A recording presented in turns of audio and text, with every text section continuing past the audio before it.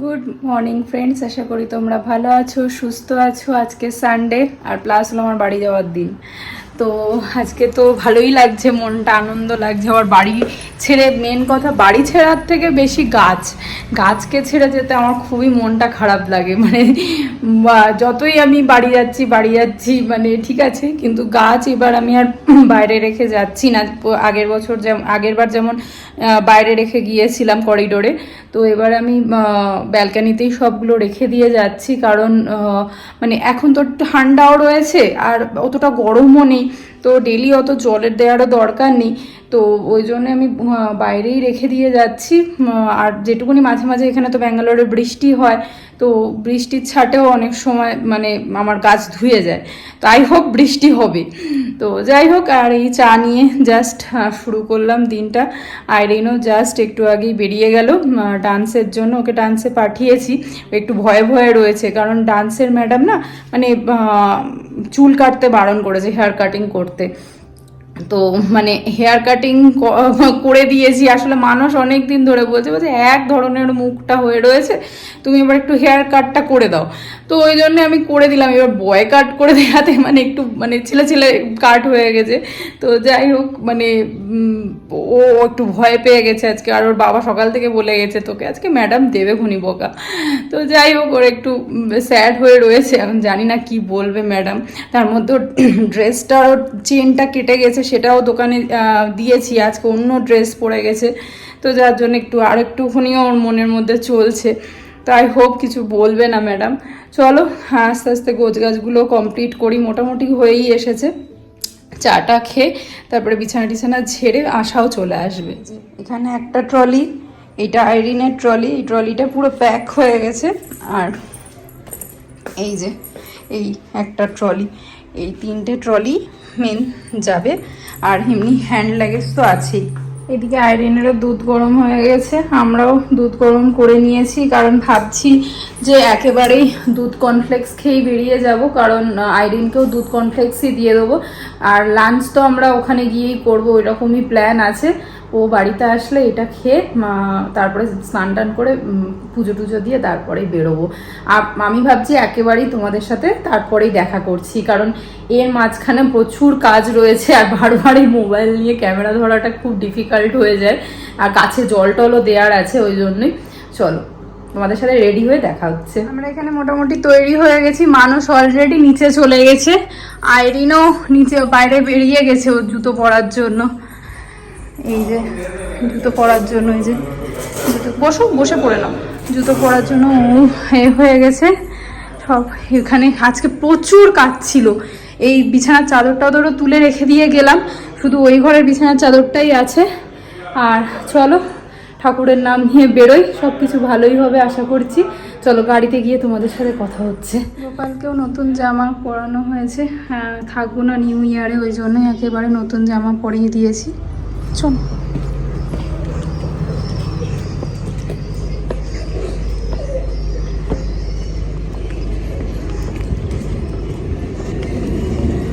আমরা যারা বাইরে থাকি তাদের বাড়িতে যাওয়ার একটা আনন্দই আলাদা। যাই হোক, এদিকে আইরিনও ঘুম, একটুতে গাড়িতে হাওয়া পড়তেই যাই ঘুমিয়ে পড়েছিল। আর এদিকে আমিও চুপচাপ বসে বসে বাইরের সিনারি উপভোগ করছি। রাস্তায় সেদিন সেরকম জ্যাম ছিল না, আমরা খুব তাড়াতাড়ি এয়ারপোর্টে পৌঁছে গিয়েছিলাম। আর এয়ারপোর্টের রাস্তাটা তো আমার খুব ভালোই লাগে যেতে, চারিদিকটা এত সুন্দর ব্যাঙ্গালোরের এয়ারপোর্টের রাস্তাটা। আর যারা যারা ব্যাঙ্গালোরের এয়ারপোর্টের রাস্তা জানো তারা তো জানোই কতটা ডিস্টেন্স, এখান থেকে অনেকটাই ডিস্টেন্স আমাদের বাড়ির থেকে, কিন্তু বেশ ভালোই লাগে, মন্দ লাগে না যেতে। দুধারে সিনারি দেখতে দেখতে বেশ ভালোই যাওয়া যায়। তো এদিকে সবসময় এটাই ভাবছিলাম যে কখন বাড়িতে গিয়ে পৌঁছাবো, কখন মাকে গিয়ে সারপ্রাইজটা দেবো, এটাই মাথার মধ্যে ঘুরছিল। আর আমরাও পৌঁছে গিয়েছিলাম।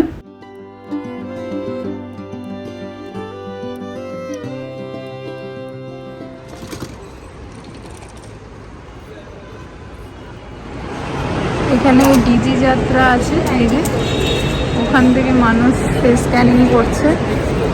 আরে আমাদের সব প্রসিডিওর কমপ্লিট হয়ে গেছে, বোর্ডিংও এই বোর্ডিং দিয়ে দিয়েছে। আর এখন আমরা খেতে যাচ্ছি, আমাদের খাওয়া হয়নি, লাঞ্চ হয়নি। এখন 5টা বাজতে যায়। তো দেখি দেয় কিনা আমাদেরকে খেতে।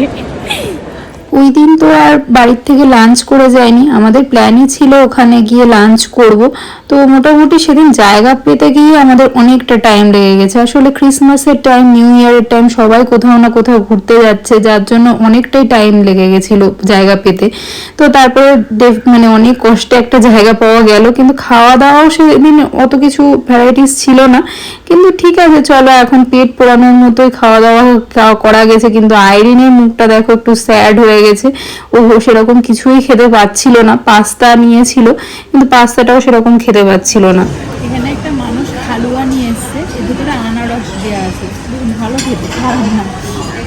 আর আমার আইরিনের খাওয়া আজকে একদম পাস্তাতে গিয়ে ঠেকেছে, কিচ্ছু খাইনি। আবার কেএফসি কিনতে হবে ম্যাডামের জন্য, গিয়ে কেএফসি নাহলে হবে না।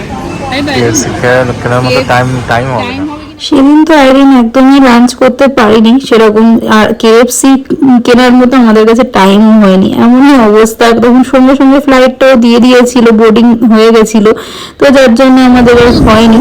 তো এইদিকে আইরিনের মুখটা একটু স্যাড ছিল, কারণ ও ভেবেছিল উঠে একটু কেএফসি খাবে। তো দেখো মুখটা।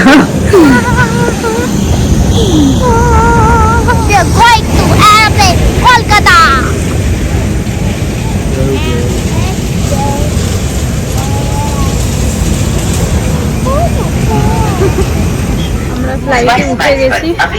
এটা 6টার ফ্লাইট ছিল, মোটামুটি 8:30 না, 8:30 নাগাদ আমরা নিচে নামবো। তো বাবা আসবে, মানে আমার শ্বশুর মশাই মানুষের বাবা আসবে, কিন্তু মাকে আগে দেখা করে মাকে সারপ্রাইজ দেবো। মা জানে না, আমার মা এখনো পর্যন্ত তো জানে না, দেখা যাক কি বলে দেখে। চলো তোমাদের সাথে কলকাতায় কি দেখা হচ্ছে। আজকে আইরিনের কি মনে হয়েছে কে জানে, আজকে জানলার ধারে সিটটা আইরিনের ছিল, তো আইরিন আমাকে বসতে দিচ্ছে। Thank you. কোনোদিন বসতে দেয় না, আমার সিট থাকলেও এখানেই বসে। কিন্তু আজকে আমি আর বলছিলাম যে কোনো ব্যাপার না, তুই বস। বলছে না, তুমি এখানে বসো, ব্লগ হবে। আচ্ছা, বলছে তুমি কি ব্লগ করতে পারবে। Thanks so much.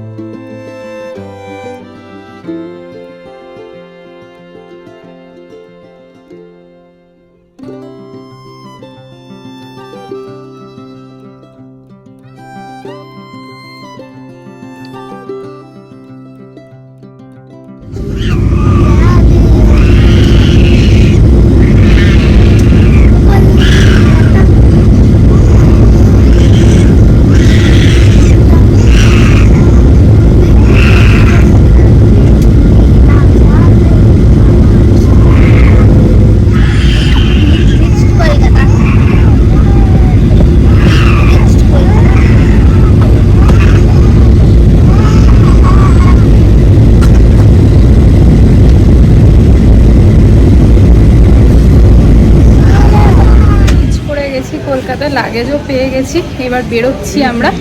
আইরিন তার মধ্যে 2টো রিল বানিয়েছে, তো সেটা শেয়ার করে দেবো তোমাদেরকে।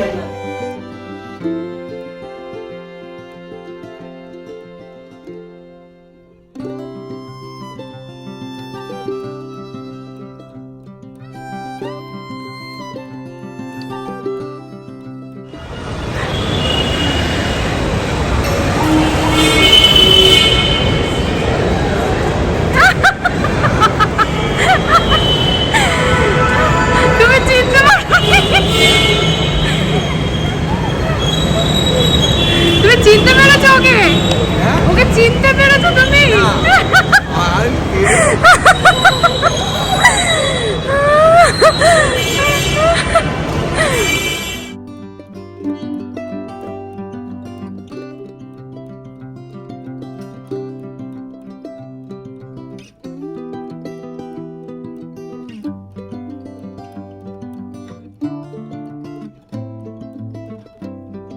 বিশাল ক্রিসমাসে সুন্দর সাজায় পুরো লাইট দিয়ে। বিকজ ব্রিটিশ কালারিং করতে যাচ্ছে।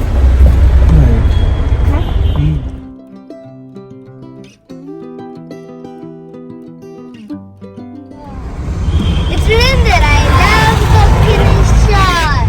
Yes, দক্ষিণেশ্বর। আগে মন্দিরের সামনে যাব? না না, মন্দিরের সামনে না, আপনি চলুন, আপনি চলতে থাকুন, এই রাস্তায় সোজা চলতে থাকুন। আমি মার ফ্ল্যাটে এসছি, মা কিন্তু জানে না। দেখি মা কিরকম শখ হয় কি হয় না, দেখা যাক, তোমরাও দেখো। আমার মা টোটালি জানে না আমি বাড়ি আসছি।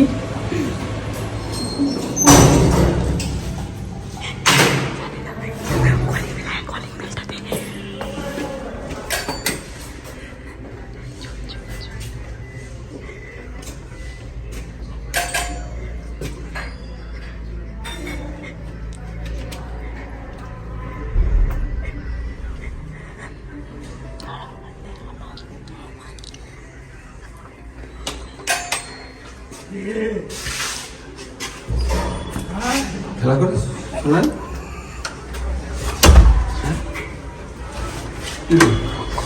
খেলা করিস? হ্যালো,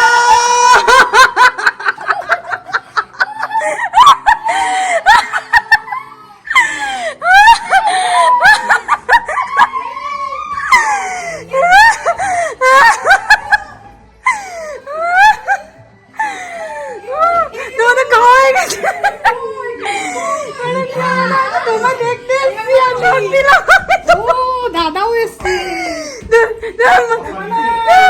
তারপর তুমি কেমন শখ দিলাম তোমায়? বাপি তুমি কি শখ হয়েছো? বাপি আমার বলছে কে কে তোরা কবে আসবি বুঝলেন তো দাদা? বলছেই না, কি বলছে জানেন তো? আমরা বেড়াতে যাচ্ছি, কোথায় সেসব নাম টাম বলছে।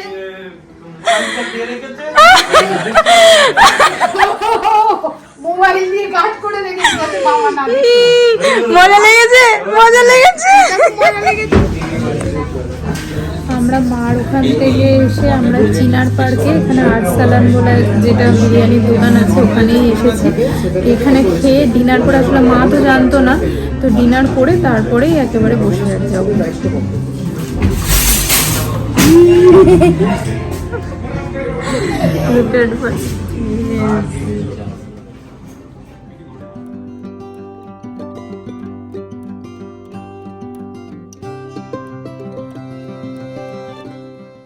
বিরিয়ানি পেয়ে তো আইরিন খুব খুশি, আর এই ফিন্নি পেয়ে আমি খুব খুশি।